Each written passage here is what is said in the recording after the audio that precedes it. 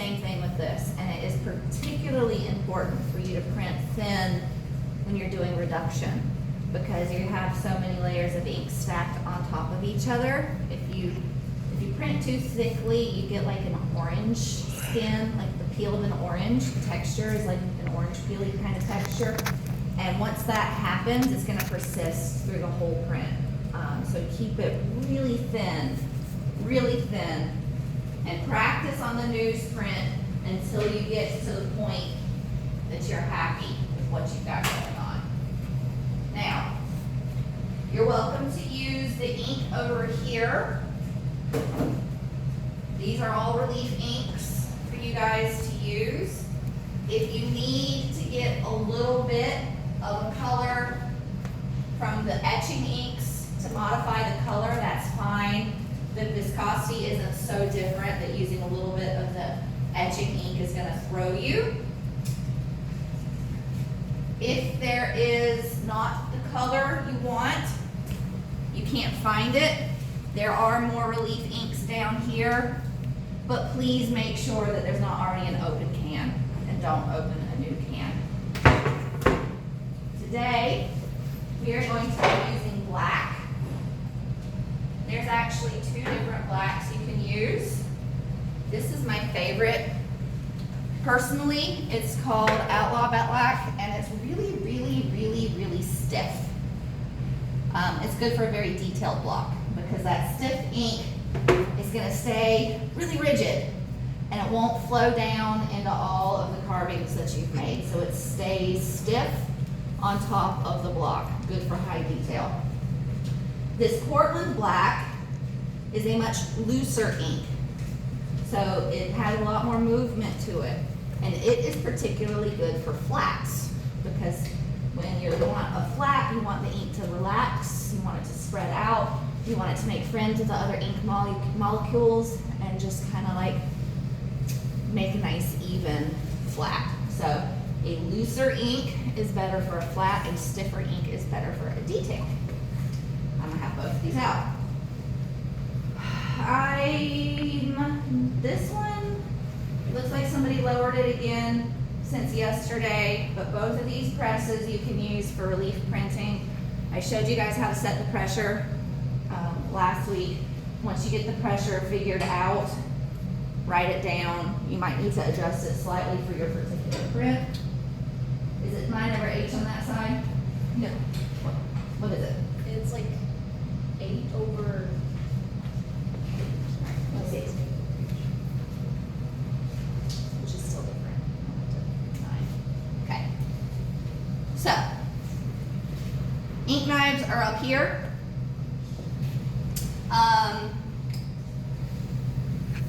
You can't trust that anything in this shop is clean. Okay? You cannot, look, I've already got ink in my hands. You cannot trust that anything in this shop is clean. It's really frustrating.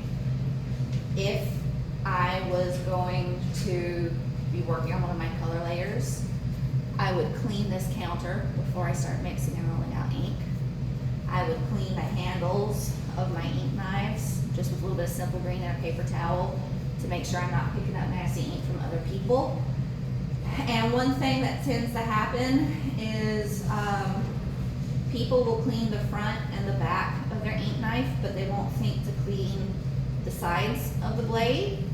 So if I'm using black and I don't wipe down the sides of my blade really good, and then Maria comes up behind me to mix yellow, and it still has black ink a little bit on the edge, what's that gonna do to her yellow? Darken it. Yeah, then she's gonna be mad at me? Well within her rights. She won't know it was me, but she'll be mad at whoever it was. So, just as a general rule of thumb, don't trust anybody. Don't trust each other, don't trust my other class, certainly don't trust the other intro classes, don't trust the upperclassmen in here working, don't trust anybody. And if once you get to mixing your colors, even if it looks clean, don't trust that it's clean. Alright, so I'm not gonna go through that right now because I'm using black to demo, but you're gonna wanna clean. So, I'm gonna get out a little bit of, this one doesn't wanna open. So I'm just gonna get the other Portland Black, but I'm gonna show you guys a trick also. And that is, if you ever have a can that doesn't want to open, put it on the floor and then roll your foot on it with a little bit of weight, and that will help break the seal, and then it's easy to open. So if you can't open a can, that's what I recommend. Whoever last used this can of ink, I hope they have the day they deserve. Okay? Do you see how this has been left? It has been scooped out, and it has been scraped out, and it is a multi-textured nightmare. The oil-based inks you are using do not dry by evaporation, they dry by oxidation. That means exposure to air. So when you scoop ink out and gouge out the ink as you're scooping, it's exposing more surface to air, which causes that ink to dry in the can, and it makes a lot of waste, and it makes little hard bits that get mixed into your ink and give you a hard time. So this is bad. This is much better. Do you see how smooth that is? You can tell if your roommate is a printmaker by the way they eat their hummus. If they take the cracker and they evenly scoop hummus off of the top and leave it smooth, that's a printmaker. If they just go to town digging into it like an animal, that is not a printmaker. Same thing with peanut butter. You can look at the top of the peanut butter and you can tell. So the way you get your ink, try to get all the way to the edge of the can and not leave a little ring of ink near the edge, but you see how it's just scraped off the top and it keeps it smooth as you go, as opposed to scrape, scrape, scrape, scrape, scrape. This was actually much worse yesterday, but I took some time to fix it. Here's a good one. Okay. This is one that was really scraped out yesterday, and I pulled like a massive amount of waste. I'm going to use different knives to get two different inks out because this is a very loose ink, and you can see how like buttery creamy it is. Can you see that? And then this is a much, much, much stiffer ink. And so this one is better for detail. Can you see a difference in how thick this is compared? So you can actually, just like you mix color when you're working with these blacks, you can mix the inks together to control how greasy that ink is and modify it for the amount of detail on your block. What block do you guys want me to print? Pick one. You want this one? Okay, this one has a low spot in it, so I will print this one, but it's got a low spot in it. Do you want to, now that you know that, do you want a second guess? It's a great block, but it does have a low spot. The flower. All right. And this is a good one for us to demo on because it's got a nice mix, I think, of detail and flat. So I'm gonna mix together a little bit of this stiff ink and I'm gonna mix it into this soft ink. Now, a note about... It's like a rolling ice cream. Mm-hmm, that's what I was gonna say. Huh? It's like a rolling ice cream. Kind of like rolling ice cream. I do want to say a note about these ink knives. Some of these ink knives I think of as good ink knives, and some of these ink knives I think of as bad ink knives. These are both good ink knives, okay? Because look at when I set it on the table. This is a, pretty sure this is a bad one. That's a bad one. Do you see why? This is a bad one. What's the difference between a bad ink knife and a good ink knife? It's resting on the table. So if the blade touches the table, every time you move it, you're tracking ink all over the table. So you're making a bigger mess. And that's more chances for the ink to get on your hands, more chances for you to have craftsmanship errors. And also more for you to clean up. And personally, I hate cleaning up. Mix this together. Whenever you're mixing your colors, you can look at this chart on the wall. And this chart gives you an idea of how the coverage property of the different colors works. There is a Sharpie line across the middle of each one. On the far left, you have the full color ink, unaltered directly out of the can. The middle is 75% transparent base medium and 25% ink from the can. And on the right is a 50-50 mix of opaque white and the color. And you can see and compare the coverages of the different colors. So I say the darker ink needs to go after the lighter colored ink, but what I'm really talking about is the opacity. Is the cadmium yellow ever going to cover the ultramarine? Is the magenta ever going to cover the phthalo green? Okay, so that's how you determine what order your layers need to go in. And the color you're using here might not be the exact same name as what you're seeing up here, but you can get pretty close. The Hansa yellow is going to behave like the other yellows. What do all of the yellows and oranges have in common? They're light, they don't cover. They don't cover. So looking at this, even though you don't see Hansa yellow on here, how are you going to expect the Hansa yellow to behave? Not cover. It's not going to cover. So you're going to print that First. first. Okay, so this is to help you. That's what that chart is. It's not just for decoration. When you are done getting your ink out, this is anti-skin spray. Anti-skin. You use it like Pam when you're making brownies. Just spray a little on the top of your can, and that is going to help keep that from oxidizing, keep that from drying up and gunking up.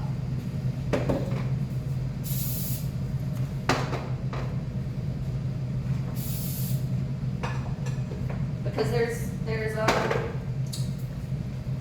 air in the can. There's always going to be air in the can. Now, I hate washing my hands constantly, but I can't work with anything on my hands. I hide these in the litho area because I only tell my students about them. Use them sparingly. They are hand wipes. They are not for cleaning up surfaces. They are for, as you're working, to wipe your hands off, to keep your hands clean in between prints. And I usually have one, and then I just keep this one maybe in the pocket of my apron, and then I can keep using it throughout the print session. So you really shouldn't need to use more than one, maybe two, in a whole day of printing. All right, so be conscientious. You're welcome to use them, but put them back up when you're done with them, and just don't use them for general cleanup. Only use them for your hands. If you wash your hands every time you get ink on them, your hands are gonna get really dried out and dry, and I don't like that. So I like the hand wipes. All right. Whenever you're mixing ink, you mix dark into light. You mix opaque into transparent. It takes a little bit of red to turn white pink. It takes a lot of white to turn red pink. So you always mix your darker into your lighter. If you mix up a color, let's say you're wanting a pink or you're wanting an orange, and you mix it up and it's too orange or it's too pink, you're gonna, instead of keep modifying that to try and get it to what you want, if I have an orange and I'm like, oh no, that's too orange, I want it to be more of a yellow orange, I'm not gonna keep pumping yellow into this. I'm gonna get a new puddle of yellow, and then I'm gonna take that orange and add it to the yellow until I have the color that I want here. And then I'll save this, or I'll let somebody else use it. But don't, otherwise you'll be using whole cans of ink to try and get the color you want. And ink is like $30 a can, so please don't. So, you mix ink by scooping it up, and then smushing it down, and then scooping it up, and then smushing it down until all the parts are evenly incorporated. Now I'm gonna scrape down the knives so I have a nice, neat-ish knife. The standard unit of measurement for ink is the bead. You get a bead by taking a clean knife, relatively clean knife, pushing it up into your ink pile and collecting a little bit of ink along the edge. That is one bead of ink. So I might say add a bead of ink to your slab. This is what I'm talking about. I start my slab with 2 beads of ink. So there's one, and then I'm going to scoop up another, and I'm going to spread that ink just a little bit, barely a little bit wider than the brayer I'm going to be using. Because the bigger my slab is, the more I have to clean up. And I've already said, I don't like cleaning up. So I get out the mess that I need, but I try not to make mess beyond that. I'm just leaning up against the table. Don't assume that it's a clean surface. Don't wear nice clothes in here. You're gonna walk in, you're gonna lean up against something, you're gonna have ink all over your shorts. It's just, everything in here is ink on it, is the best way to think. This is your brayer. It is the thing that you roll the ink out with.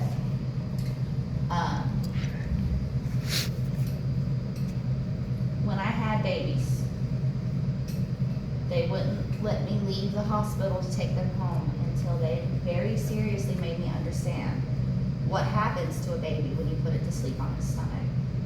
What happens to a baby when you put it to sleep on its stomach? Suffocate. It dies. Yeah. Back to sleep. That's what they pound into your head before you're allowed to take the baby home. Back to sleep, back to sleep. Brayers are babies. You have to put them down on their back. You have to put them down on that bridge and keep the pressure off of the roller. The roller is soft rubber. If you put it down on its tummy, it is going to get a flat spot on that roller, and then it will no longer roll even smooth slabs. So brayers, like babies, must be put to sleep on their back. I am going to roll out my slab here. If I were just to do this, am I gonna ever get this slab rolled out? Because it's rocking back and forth over the same patch of ink. So there's 2 different ways you can do this. One is to roll and then lift and come back down. And you don't need to roll out any farther than 1 lap of circumference around the roller. So a larger roller, you're gonna do a larger rollout. A smaller roller, you can do a smaller rollout. So roll, lift, roll, lift, roll, lift. You see now the ink is starting to spread around. But after a lot of practice, you can roll, flip your wrist, and it'll keep spinning, and then you can roll back, flip your, and then you can kind of get it to start moving around. But you can't just rely on the same sections going back and forth. You can come up and hit it from the other angle periodically. This is the single most important skill in all of relief printing, technically. Roll out your slab. This is more important than anything else, okay? Because whatever your slab looks like, that's what the ink on your brayer looks like. What the ink on your brayer looks like is what the ink on the block looks like. What the ink on the block looks like is what the ink on the print looks like. So if there's too much ink on the print, you come back to the slab and you scrape up a little bit, and then you roll it back out smooth. If there's not enough ink on the slab, you come and you add a bead of ink, and then you Roll it out again. roll it out smooth. Before you print for the first time, you need to dust your block off. We should have like a house paint brush, a big wide house paint brush that's never seen any paint, that you use to just dust, but you have to get all the little bits of linoleum carving physically cleaned off of your block, or else they will mess up your print. A good ink slab is thin. Listen to it. It hisses. It does not sound tacky. It does not sound like Velcro. It does not sound like walking through the mud in galoshes. I can remember one semester I was in the classroom and I could hear it in here. I came running across the hallway. No, what are you doing? And the ink was like sticking up in peaks as they were rolling it because it was so thick. You want a really thin coat. My studio at home, my personal studio, I have some tweezers. I don't know why we don't have tweezers in here. I should probably get that sorted. But if you wind up with little bit of trash, these are little bits of ink trash from like little bits of dried ink that were inside of the can, so they didn't roll out good. Or if you have little bits of linoleum that you missed that got caught up, you want to pick those out because they'll transfer onto your block and then they'll transfer into your print. And it is actually a very distinct print error. And when somebody makes it, because somebody will, I'll show it to you, but you get a little like dark spot with a little white halo around it. So this is a good slab. Even, and above all else, thin. Coming over to the book. These sprayers are smaller than these blocks. Now these blocks are a little bit larger than the ones you will be printing and carving, but still these sprayers are small. So you want to watch out for those overlaps. Those are called lap marks. And one of the goals is for you to get as even a coat of ink on here as possible. So you're going to roll the brayer from different directions, and you're going to make sure you go all the way off the edges. I am not pressing down hard. I am not pressing. A relief is a bad date. It's all on the surface, okay? You just spent how much time trying to carve down below the surface? Don't shove your brayer into it. Just gently roll. There's no downward pressure. It's all just, you know, just resting on there and then going back and forth. I'm not pressing down at all. You can recharge and roll. Very, very thin, very, very even. And you are just looking to get an even coat for those lap marks to relax into each other and disappear, and to have ink across the entire surface of the block. You do not want a thick coat, you want a thin, even coat. And when you look at it from the side, where there is wet ink, it is shiny. And where there is not ink, it's dull. Look at the difference between these two blocks when you really look at them at the side. So when I'm checking to see if my block is evenly, do you see what I'm talking about? The difference in sheen? If I'm checking to see if the block is evenly inked, I'm gonna hold it up like this and kind of tilt it and let the light catch it. And I'm looking for spots that don't have that same sheen. And then I'll know to go back in. I'm also checking for trash. See right here? Ew. Okay? This little bit of like dried up ink gunk, that will give me a bad printing error. So here's my question.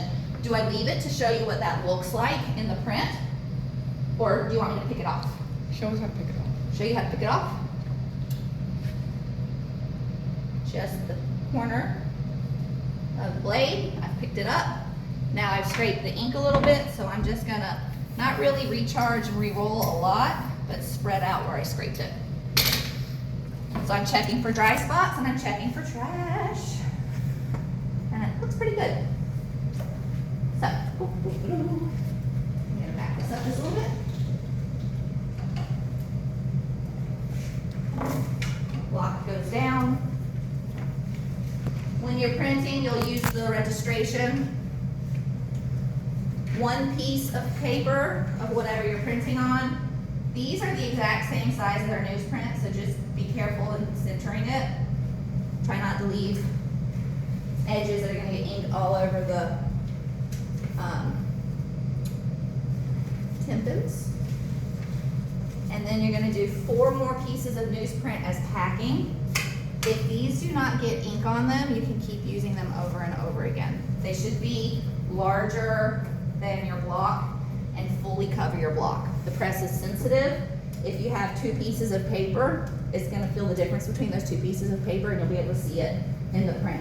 If there's a piece of masking tape on the block, you'll be able to see it in the print. So your 4 pieces of paper, and then you have your relief tympans. And I got you guys really nice brand new relief Tempins. One side is textured, one side is smooth. It does not matter which side goes up. Then we're gonna roll this through. Hand on the back just until it catches, and you can tell it catches because the roller engages. It is very easy to turn the handle because there is very little pressure here. It is a light pressure application. You come out the other side.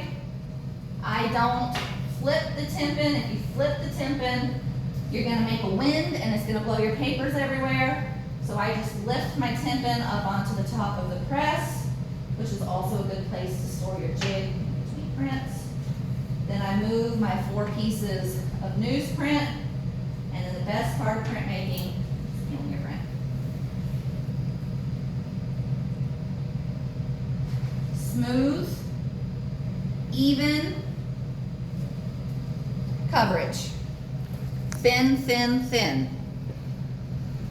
2 things you should not see. Thing the first, if you look at your print and you see a little ridge of ink around, like you can see a little ridge of ink around the edge of the area you carved out, that means you got too much ink.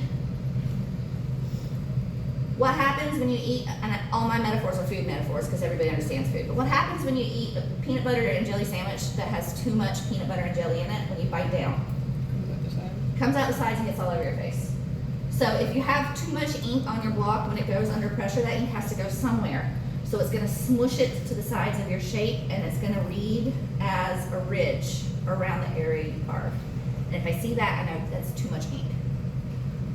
Then the other thing, if you flip over and look at the back, you should not see any embossing from the pressure going underneath. You should not see any texture of the block in the surface. If you see embossing, that means you have too much pressure. If you see a ridge, you have too much ink. If you see a dried, kind of speckled texture, we call that salty. That means that you had too little ink, not quite enough coverage, and you need a little bit more ink next time, especially if I feel like we've pretty established that the pressure on this press for these blocks is 9/H with 4 pieces of newsprint. You might decide to alter that very slightly for your own personal print, a little bit tighter or a little bit looser, depending on what you want to look at. But these blocks are the same thickness as your blocks, and I think it's been pretty conclusively proven that 9/H is a great starting point for that. So if your print is coming out salty, you might want to add a couple more passes with the roller or another bead of ink. And the reason I want you guys to practice with these glass blocks today is so you can get a feel for the viscosity and a way, get a feel for how this feels. And then when you move to your good paper, you'll be ready to go. So today, I want you to practice with these until you get a good print. And when you get a good print, then I'll clear you to move to your first layer.